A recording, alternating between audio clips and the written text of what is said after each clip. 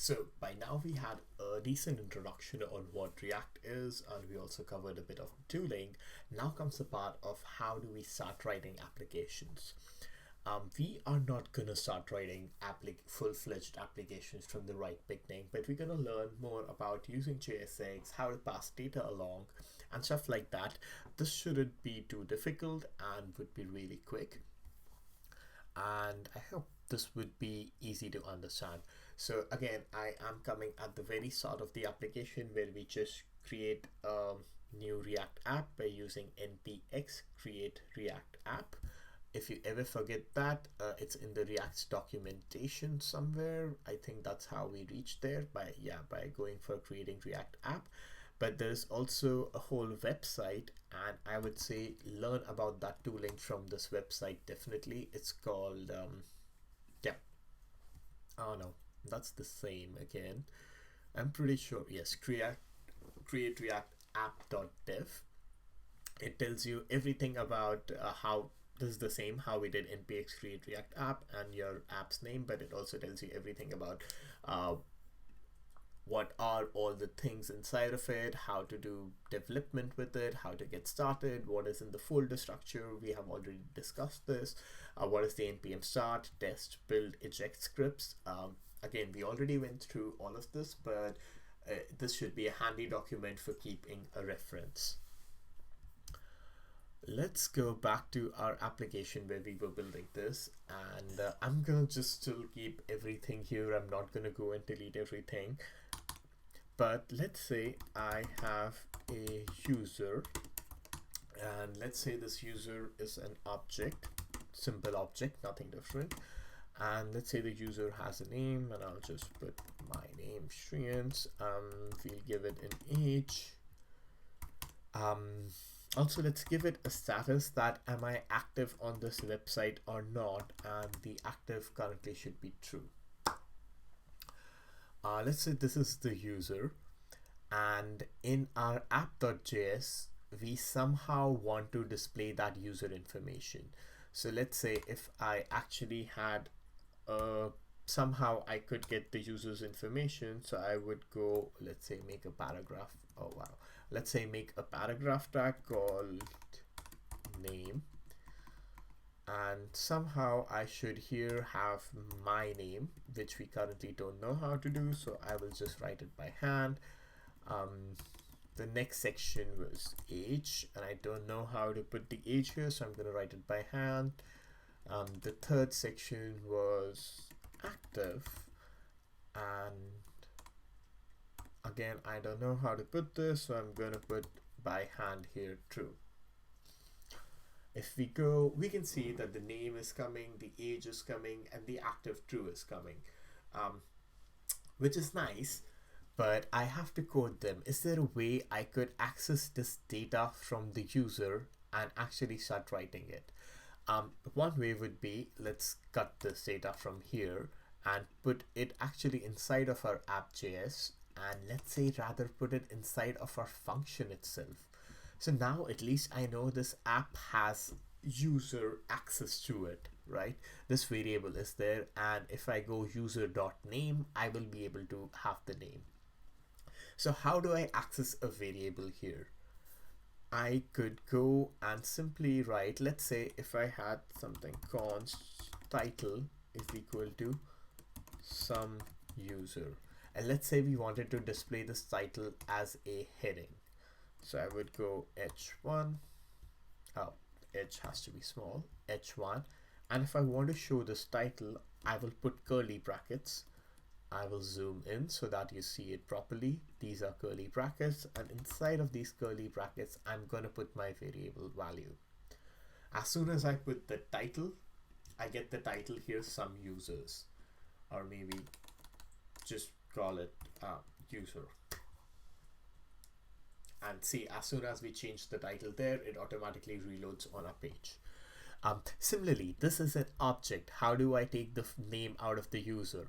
Well, it's simple. I can go and say user.name, exactly how we would do in normal JavaScript, since this is normal JavaScript, right? So hey, now it automatically took my name. from here, and we can check it. If I change it from Shriyans to my full name, let's say Shriyans Bhatnagar, it automatically changes there. So now it's being controlled via this variable. Let's put just my initials. Similarly, for the age, we can just go and put user.age. I have to close this curly bracket, but yeah, we got the user.age. And for active, I'm going to do the same, and I'm going to use the value user.active. Or is it called active? Yes, user.active. It is still not showing. If it's a true statement, it won't show till you do toString. This is one quirk of JavaScript that you have to tell the active to since this is a Boolean value, this was not a string true and it was a Boolean true, we have to put the toString. This is not important, but we might later use how to use the active part. But anyway, now you are able to see that this variable is controlling all the data is being rendered. For example, if I have to change the title from user to users, I just change the variable and the rendering logic changes. If I change the users, my age from 27 to let's say 37, I change the data and my UI changes, and this is really powerful. As soon as you change your data, your UI will change. You can control how your UI is being rendered by manipulating data. And this is what, when we first saw React's website, I still have the React's website open somewhere, React, it said something declarative. And this is what being declarative means. You just declare your data and you say, this is how the data should be rendered. And whenever you change the data, your UI also changes. But let's say we won't have this users coming directly in this app component. It might be passed along by our main application. And let's say again the user, and well, we can keep the title back there just for now. But let's say the user was coming from the main index page. We were loading the users on our initial page and it's coming from there. How do I pass it to my application? We are missing the user here. We are getting ESLint error. Our compiler is not working because we are missing this user variable. Well, one way in React is to pass it as a prop. Remember we saw props when we did this thing. I'm gonna just go again and create a function, my component. By the way, I hope you all can see this, or maybe zoom this a little bit in. Let's say function my component, return a div with the child hello.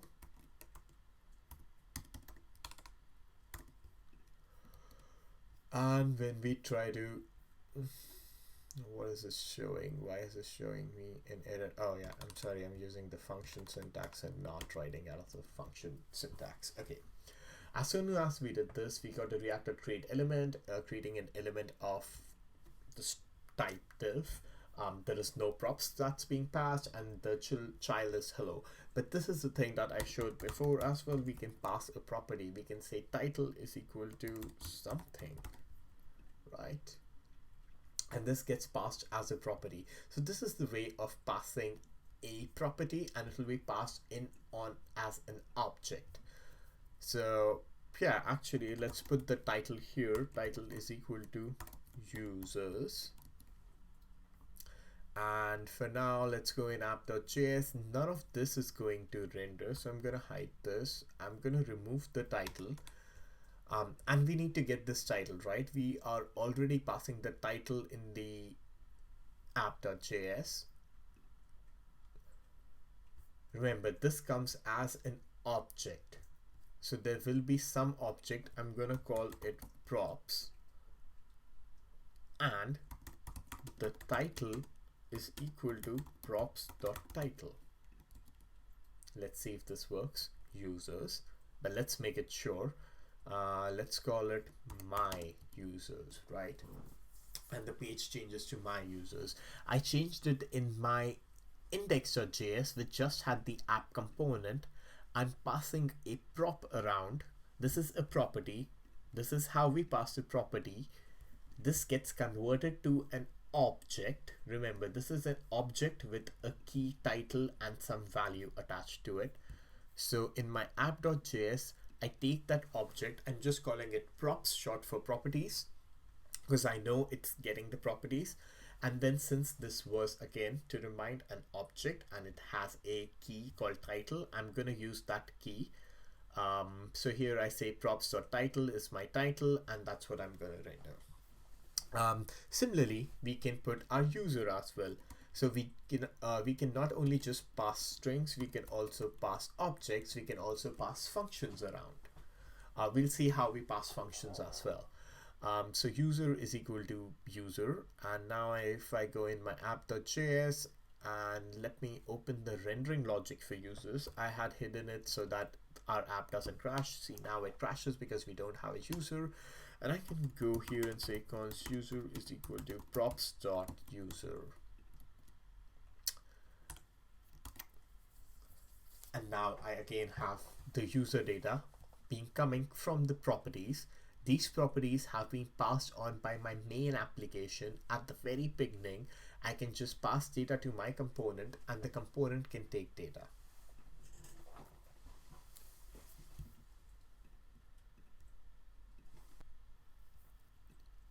And this is how React basically works. You pass data from your parent component to your children component and you follow it downwards. This is called a unidirectional data flow. If you go and search React unidirectional data flow,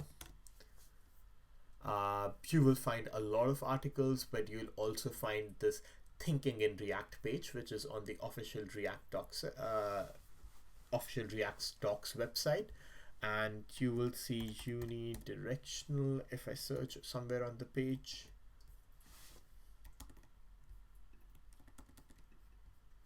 okay, my search is, yeah, unidirectional data flow. There would be a section called thinking in React. Maybe that's what it's called. Yes, thinking in React tells us how the unidirectional data flow works. I would definitely recommend to read this. Let's go back. Let's say we just did not want to render one user, but we want to render like 5 of them. Let's say instead of this variable const user, we had const users. And I'm gonna try to put a couple of users. I'm gonna use this as my template.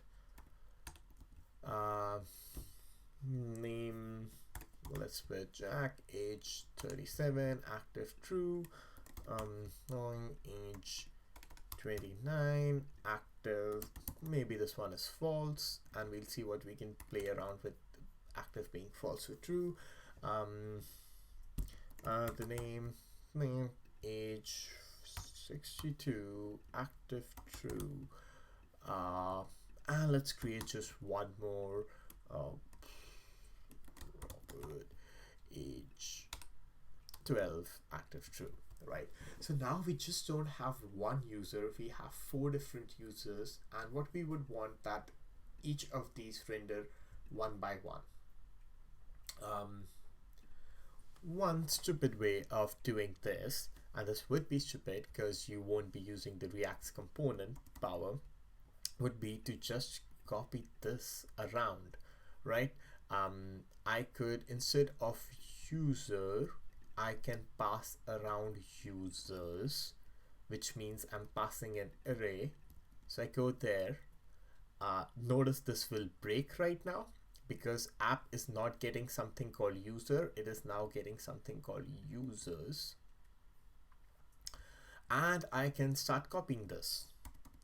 So I can say, hey, user, render users 0th name, user 0 and user 0's active. Oh, these has to be called users, by the way. So we got our first user. Let's check what's the name of the first user was Jack. Oh, sorry, this is not being used anymore. I'm just going to delete it. The first user was called Jack, age 37 true. That is being rendered. If I go back in my app.js, and for the next user, I have to go and copy this and start putting it as 1, 1, 1. Index start at 0. At the second element is at index 1, and now I'm getting the second guy, which is Roy, age 29, active false. For the third one, I would have to go, and you can already see this is really bad and sort of really painful. I have to go keep the count in my head, what count I have to keep increasing. But just to show you, we can render 3, and similarly you can imagine we can render the 4 users. But again, if you notice it already, this is exactly same as this is exactly same as this, which means we are repeating our code. And since React allows us to abstract our code in terms of components, we can start building a user component. So I'll make one more component here. Let's call it function user. It will take some props. We do not know that yet. Const user is equal to props.user. From the props, we will take out something called user.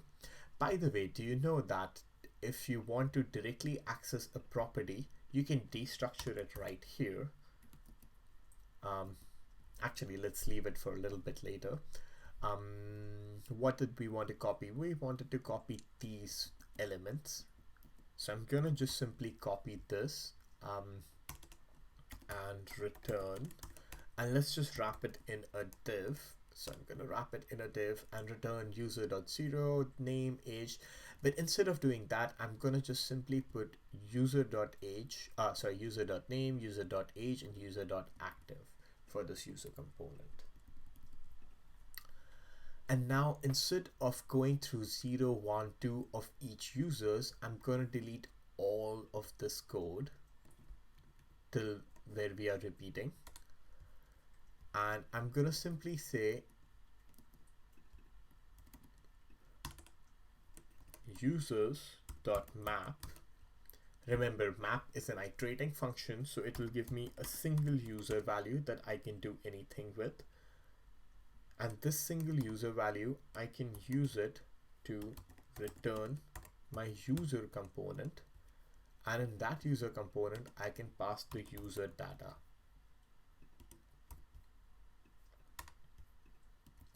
And if I say now, all the users are being rendered. Why? Because it's going through each user and passing it in the user component. The user component then from its props takes the user data out, and it uses user.name, user.age, and is user active. It takes a string to see if it's active or not.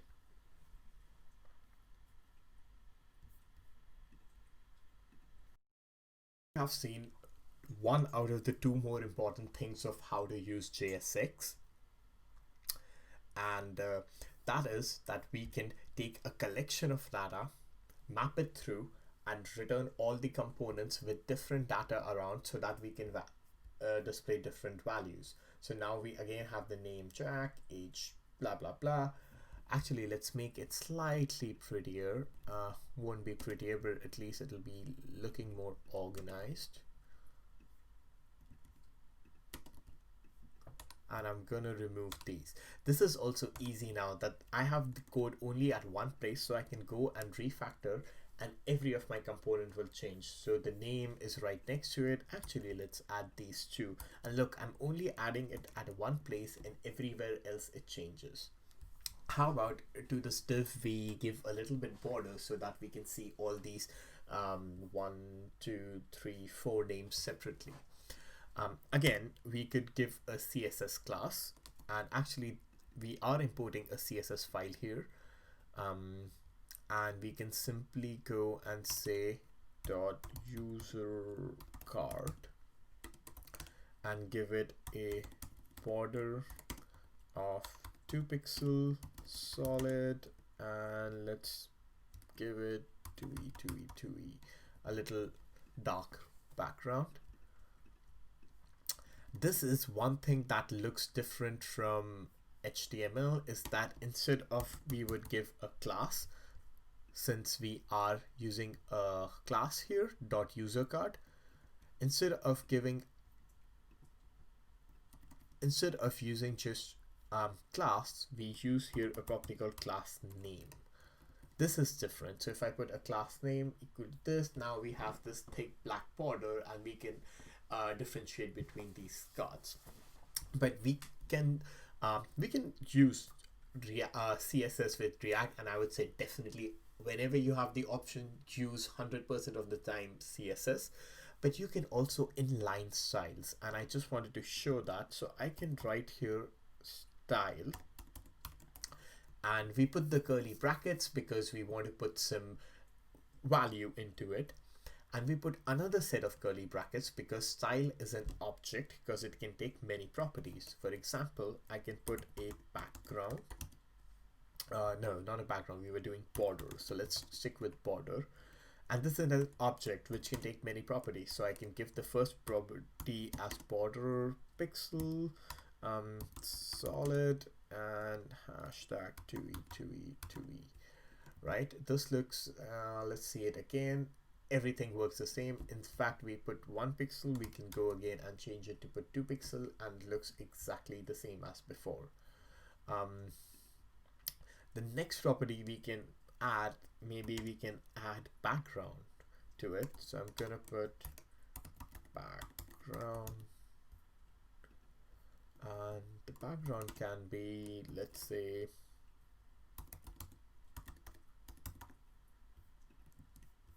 I hope that's some color that I just made up. If not, we're gonna put hot pink. That's one of my favorite color. Right, so now we can see even the color changing behind. This looks pretty ugly, but this is only for demonstrating how we can pass CSS properties as a style tag. And remember, this is just because the first 2 brackets are needed because that's how React evaluates variables inside of JSX. Again, let me say this. When we saw this, we had the name. Now, when we wanted to get the value out of user.name, we put these curly brackets around. This is exactly why we are putting these curly brackets around. And we could have stored this in a variable here, const user card style is equal to this JavaScript object, and we would say style is equal to user card style. And this is exactly the same way we are using user.name. We are referencing a variable, and to evaluate the variable, we put curly brackets around, and the same we are doing with style. It's just that style was already an object. So I can just go and put it here, and that's why we see 2 brackets around, because this is already an object, but this is also completely fine, and I would rather encourage you to do it like this. So now we are able to take multiple data, render it through the same component, and show it. Again, very similar to how now you can definitely imagine when we were looking at YouTube. All of these cards are just one component given different data. For example, how our user component is, it's just one component, but it's being passed around different data like different name, different age, and if the person is active or not. So that was one thing that we saw how we can use if we have a lot of data, and how we can map it through one component and display it multiple times.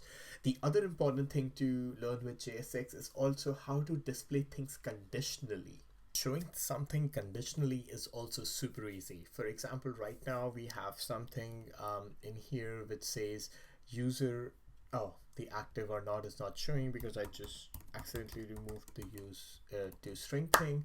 But let's say I wanted to say if the user was active, I wanted to show the word is active, and if the user was not active, I would want to show the word deactivated.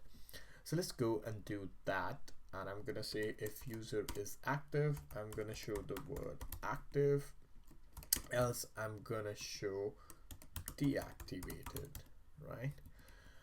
Let's go and see. the user Roy was deactivated, and now we see deactivated properly. We can also conditionally do styling. So let me put a style,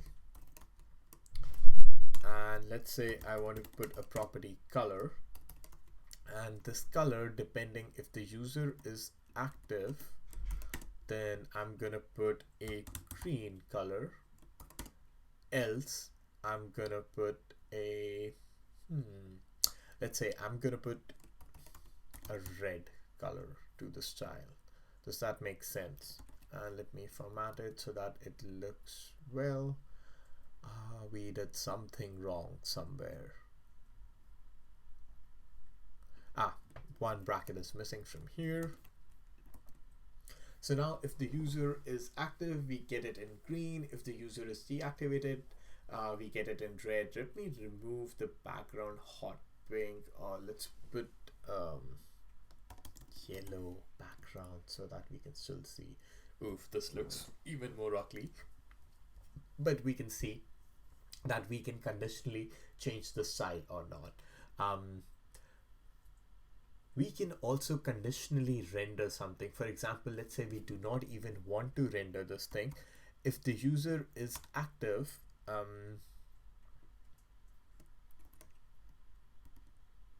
let's say if the user is active, we want to have a button where we say something to the user. So I'm going to say if user is active and put a button. So I'm going to put a button. Ooh, the button's B should be small, and say hello inside the button. So now the button is getting rendered for Jack, not for Roy, for Smith, and for Robert. But for for Roy, the button is not even getting rendered because I can conditionally choose what to render or not. We saw two ways of conditionally doing stuff. We saw one way of changing styles and changing the data and everything, and we could just use simple JavaScript again and do if or else, or basically ternary if else. And this is one more way where you could conditionally show something or not. Or you could say if the user is active, I can show a button to deactivate the user, let's say. And if the user is already deactivated, I can put a button to make the user active. And now we have conditionally two different JSX buttons rendering depending if the user was active or inactive on the system. Just to do a small recap over what we have gone through right now. From our main index file, we are able to pass a list of users to our main app. Also a title, I'd completely forgotten about that. But if we go in our app, we are receiving these props of title and users. Remember, you can also destructure the props directly in the arguments. If you find yourself referencing props of title, props of user, props of blah blah blah, you can just go here and destructure title, comma, users.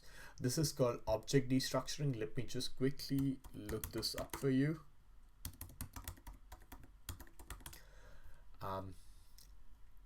The developer Mozilla docs are brilliant for this. Just go on them. There is destructuring assignment. This is an array destructuring, but if you go further, you will also find object destructuring somewhere along the line. Yeah, you have object destructuring, and this is exactly what we are going to use. Since now we have the title in the user variable, we can just completely remove this and our app should again work. So let's recap. From the index, we are passing a title and a user props into our app.js. This user data is, the title is being rendered. The user data is being mapped over. Why it is being mapped over? Because it's a list of users. So each of these can be rendered by just one component. We don't have to repeat it 20 times like we did in the beginning. We can map this over, and the user data is being passed to just one single user data is being passed to the user component. And this user component, again, we can just destructure the prop here. If you don't know this, definitely please look up on the object destructuring documents that I just showed you. We have some styling, but we use this one user's data to display the user. So now if you notice, the data flow is through our index file is getting into our app component or the list of users, then in the app component it's going the using the individual users and rendering out in the user component. Let's look at this in the hierarchy as well. This is a really cool thing that I forgot showing, but definitely install Reactive tools. This is a Chrome extension. I think it'll be available for Firefox and Safari and everything. But definitely go and install. I'll show the name again. It's called Reactive Tools. I am opening my DevTools. I'm doing inspect element. I'm right clicking and doing inspect element. This was not that. And here is a tab called components. This tab will only come up once you install Reactive Lipper components, and that is pretty crucial. If I do this now, I have this component app and it's showing me inside of this there are 4 components called users. And if you notice, our data is flowing from our index file to our app component to our users. And we can see what each prop was being passed around. Even to the users, we had a title, to the main app component, we had a prop called title, and we have a list of users. And then each of these are being rendered. So there's a hierarchy. The data always flows from top to bottom. And that's what basically React works in. I already showed you this is called unidirectional data flow. And basically the parent component will pass on the data to its child component. And it can never go the other way around. The child component cannot manipulate or pass data to its parent's component. One more thing that we can look is how to pass a function. So by now we had already passed, we were passing some data, like we were passing booleans, we were passing strings. Let's also pass along a function. Let's say on each time we click on the user, actually we can put it in the app.js const on user click. Let's say on user click, or actually there's always a button, and on user click we want to console.log. For now we'll just put it as hello. So in our users component, apart in just where we render a single user, I'm also gonna pass one more prop here called on user click, which is going to be the same thing as on user click. Now I can reference this and destructure it directly on user click, and there was a button, and on these buttons I can put an on click function and put on user click. Similarly on this button as well, on click is equal to on user click, right? Let me open the console so that you can see if I click on any of these buttons, I'll have the word hello coming out. We could also do that on click, we just show the username. So for example, if I do this, that on click show, there will be an argument called name being passed and console log.name, or maybe put a greeting on it. Let's say hello, and then I'll put the user's name around to it. So on click user is now a function that will take a username. So I have to pass here user.name.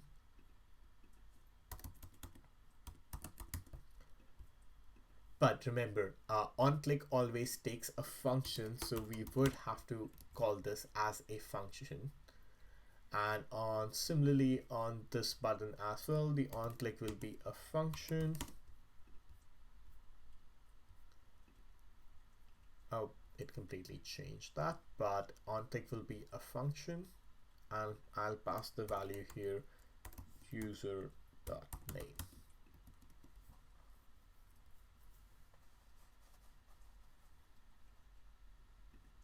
Okay, let's see if I click deactivate, it says hello Jack. This is the click on the Roy button, it says hello Roy, hello Smith, and so on. So you can see we can not only just pass data, but we can also pass around functions. And always the data will be passed from the parent component to the child component. Let's also quickly look at what you guys have to do for homework this time. I think this is a document for a lesson plan. Let me see if I went through everything. We saw what pages look like from a React point of view. We went to YouTube and saw how things could be components. Create React app, we already covered up how to do the tooling. What is a component? I think we went through it a couple of times. What is JSX? This I think we got covered, and we also saw how in Babel we can show JSX is not HTML calls, it is basically JavaScript calls. It is using React.createElement under the hood, which is being transpiled using Babel.